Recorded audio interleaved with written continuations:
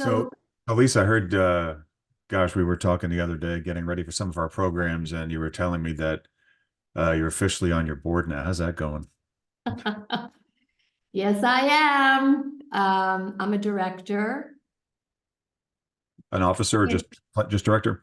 just a director. Still responsibility, still have stuff to do. Oh, so I was immediately given the largest budget in the community to deal with and Yeah. manage. So director or officer, it's still a large commitment and a big responsibility.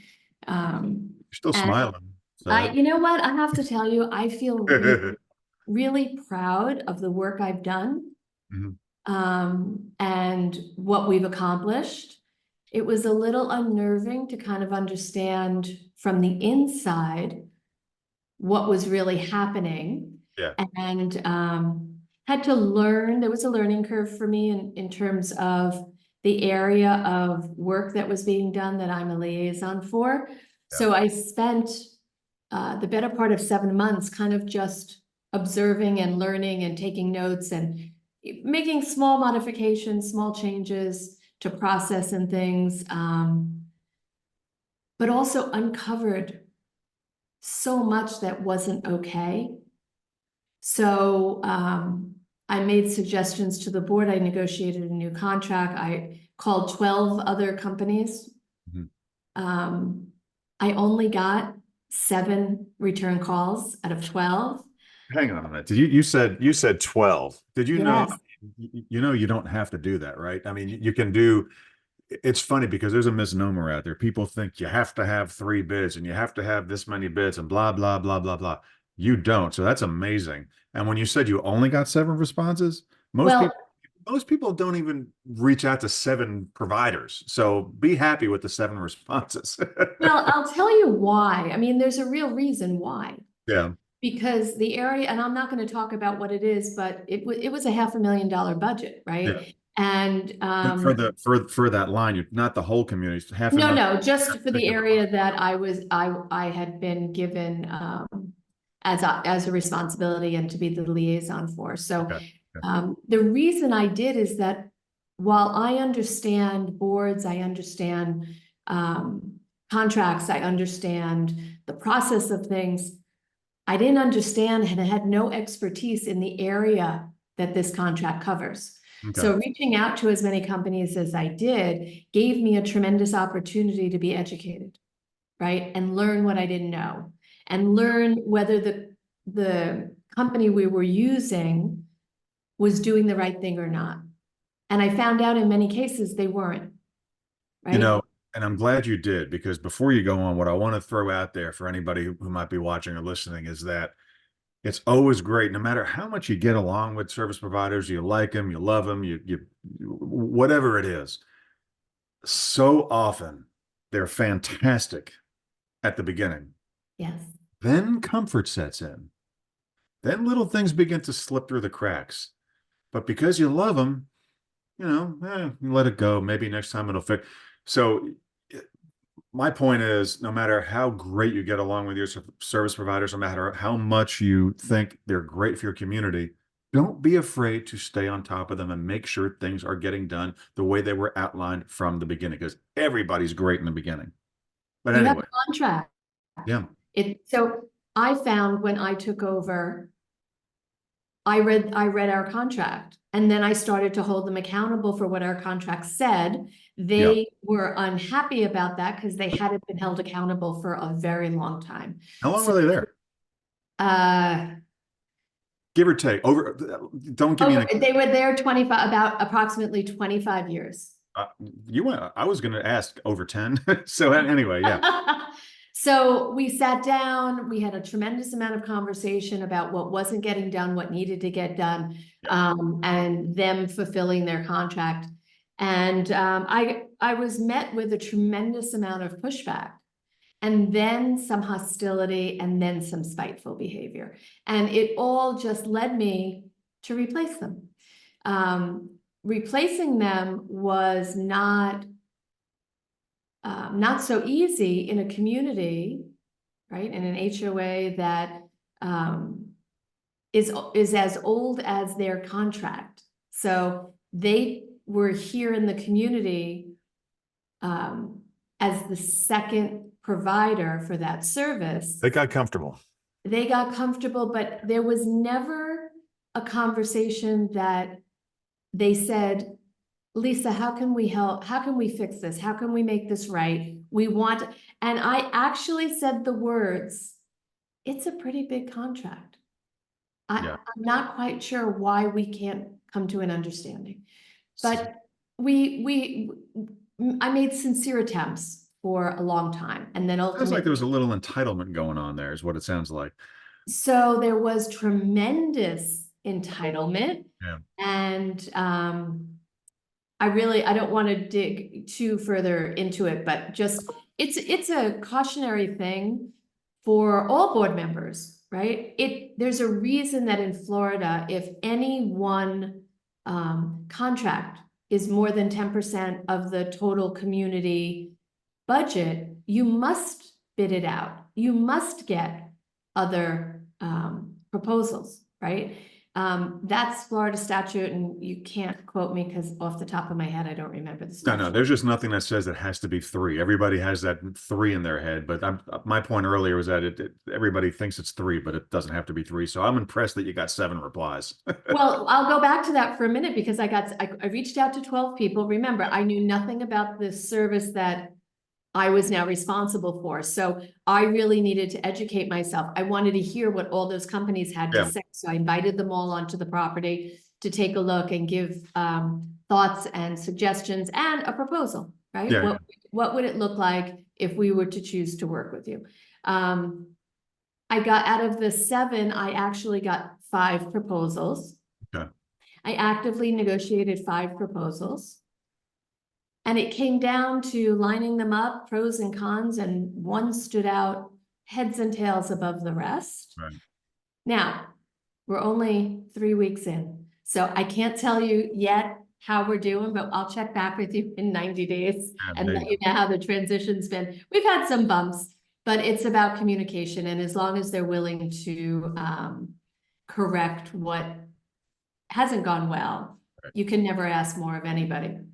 No, you can't. And this is another great lesson for board members, potential board members, and even just homeowners that are interested in what's happening in the community, is that if you're going to join the board, it's like, I mean, it's a halfway kidding, but I would force everybody to watch Star Trek II: The Wrath of Khan, because at the very end, when yeah, it's that saying, when Spock is in the chamber getting doused with radiation to save the Enterprise so everybody else could escape and live.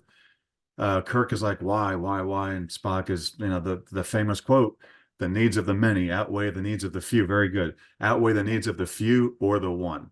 And that is 100%. microcosm of running a community association. If you're going to be on the board, and, I mean, I'll be the bad guy. If you're a manager, like, there are a lot of managers out there that, pick their favorite vendors because it's their favorite vendor, but doesn't necessarily mean it's the right vendor for the community.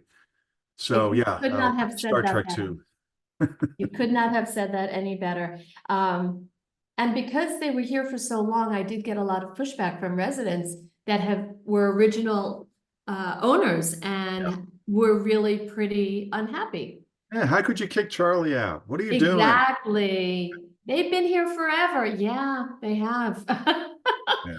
And so I explained to them that it was for the betterment of the entire community. Yeah. And not just a handful of people. So, and I think one of the biggest things that I have said repeatedly now to homeowners that I speak to is that there is no favoritism, because if we do this for you, we have to be able to do it for every other homeowner in the community. Yeah, you can't have selective enforcement. Right. So what's good for you is also going to be good for all your neighbors, the entire community, right, which they were also not accustomed to.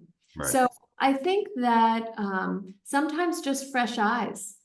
You need a new doctor every 10 years because they kind of get complacent when they think they know your health, right? So you need a fresh set of eyes. And I think that happens with boards. I think you need a fresh set of eyes. whether it's a requirement or not, every 5 years, 10 years, just to reevaluate where you're at and what you're doing and what's good for the community as a whole, particularly in communities like a 55 and older community, where the dynamic of the community and the age of the community changes periodically. It goes through transitions, right? So as a community ages, things start to break. The infrastructure starts to need more repair and more attention, right? And then the community will turn over to younger people. And now you're left in a position where you need to pour a lot of money into maintenance that has been deferred, right? So I think it's important just to pay attention to how the community is aging, the services the community is accessing, the vendors supporting the community to make sure that the community is getting what it needs. And with new technology, I mean, there's new technology out there that I'm so excited about, right? Community that's 30 years old, managing your irrigation system through an app. How cool is that? Not having to run out to the middle between houses on a lake to fix a clock, right? Like you run it off your phone. I'm thrilled. I'm in a 3-story house right now. I'm thrilled I don't have to go up 2 flights of stairs to turn the lights off. I could do it with my phone, let alone run across the lake. Yeah. So I think that, it's important to learn. I mean, even gate technology, right? That's changed so drastically in just the last few years. So there's so much opportunity to improve the quality of life within the HOA and in your community association. It's just a matter of somebody doing a little research and talking to other vendors if your current vendor isn't offering it to you. And folks, research doesn't mean sites you like to go to all the time without exploring other sites. Research means trying and looking and viewing different things that you may not be familiar with from the beginning. Same thing with your real world news. Okay. Anyway. And research doesn't mean you have to replace anybody. You don't have to replace any of your vendors. Right. It's reinforcement, making sure. Right. You just need to stay on top of current best practices in all areas to ensure that your community is running as well as it can. And there's discourse everywhere, but I just said this to another board member. There is something to be said about productive discourse. And conflict is not always bad. Conflict allows people to voice opinions and to do their own research and bring new information to the table. Well, so I don't object to conflict as long as it's respectful. Conflict, I would go out on a limb and say, for lack of a better term, because a lot of people have a negative connotation of the word conflict or disagreement. And how about we go back to about anything. It's not necessarily a bad thing. Productive or constructive discourse is positive discourse. I just think that exactly what you said, sometimes it has a negative connotation, but it can have some really wonderful positive outcomes when people are respectful. Not everybody agrees and not everybody thinks that we did the right thing. You're never going to please everybody all the time, but there's sincere effort that's made to do what is best for more of the community as a whole. And that leads to, if we were doing imaginary bullet points, that's bullet point number 2. The first one was the needs of the many outweigh the needs of few of the one. Bullet point 2 is a point you just made. If you're new to the board or thinking about running for the board, is that you're never ever, I don't care what it is, you're never going to satisfy everybody 100% of the time on 100% of anything that is looking to be implemented. And that's something you need to know what you're getting yourself into if you plan to run for the board or a committee or just plain old being involved in community stuff, whatever the stuff might be. It's never going to be something that satisfies everybody 100% of the time. And it's not always easy to remember to not take things personally when somebody doesn't agree with, I don't know, painting the walls coral pink instead of whatever. So, if that's the case, just remember, if they voice their displeasure about something, they're not attacking you. They're not saying, Joe, you're a jerk for painting it pink. They're just voicing their They might. displeasure with, oh yeah, hopefully not. They might. But for the most part, I'm of the consensus, in general, people are good. And Yeah. sometimes they're just not always well versed in communicating, or they're socially awkward, or whatever it might be. For the most part, it's not meant as a personal attack. It's just meant as, pink. What are you talking about? That's ugly. That's usually what they mean, and it's not typically going to be a personal attack. But again, you're right. It's not always easy to remember that. I would go just comment to that point of try to remember that it's not personal. Yeah. People, you're right, don't always know how to express themselves. So the way they You're talking about no, I'm kidding. Go ahead. the way they express themselves isn't always respectful. Right. But reminding them that while you are a board member, you are not responsible to stand there and let them speak to you with disrespect. Right. So while you are a board member and it's important to hear your residents and to let people speak and express themselves, as long as they do it with respect. I have a hard rule. If you don't speak to me with respect, or you are hostile towards me, you've lost the right to speak to me. Send me an email. So if people can't be respectful, that's not on me, that's on them. Well, that's one technique, you know. Yeah, one technique is to, shut it down, get to the email communication, that kind of a thing. Or, words matter. As a board member who might be receiving a perceived attack, the way we respond to that could also determine whether it gets escalated to another level or calm down. Do you want to be the one who calms it down, or do you want to be the one who escalates? Okay. And I, for one, I'm not into taking blood pressure pills. So I'm usually the one who tries to de-escalate a situation and try to find common ground, or maybe something in common with the person who might be giving you agita at that point in time. And then you can go from there. You are always the voice of reason, the calming influence. And for the most part, I find myself in that role. Except at a Mets and Yankees game, that's Well, that's all bets are off at that point. All bets are off at that point. But Yeah. I think residents have a responsibility to express themselves politely. It doesn't, and even if it's not polite, it has to be respectful. That's true. And that's something to remember as we, wrap up this portion of our discussion, is that board members are people too. Managers are people too. Speak to with them. Careful too. You want to speak with them, not to them. You speak with them in the way you want folks to speak with you. And things can usually get done in a timely fashion, in a proper fashion, even if you don't agree on everything that needs to be done, or that you would like to see done. And always remember too, it's what is typically the betterment of the whole versus the one. But again, that's not always easy to remember, but we're human. We're all human. Yes, and everybody's entitled to a bad day or a bad moment, and Right. A few minutes to reset, or a day to reset, whatever that looks like.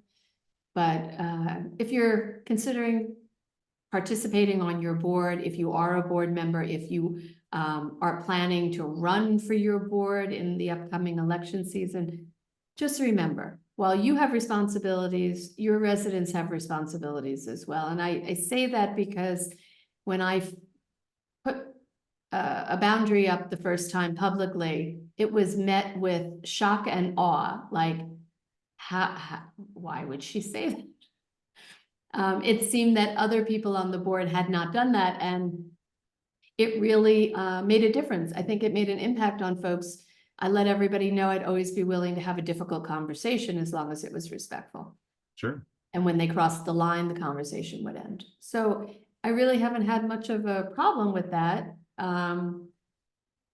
But it is something I know that boards generally struggle with. Right. But it doesn't have to be that way. And you can be that change on your board. You can be the one who helps make the start. And folks, if you have any ideas, if you have anything you'd like us to speak about, if you like anything you'd like to address, maybe you have a real world example of something that's going on in your community, drop us a line and hey, You never know. Maybe one of your topics that you recommend or want to discuss will be covered on one of our discussions here.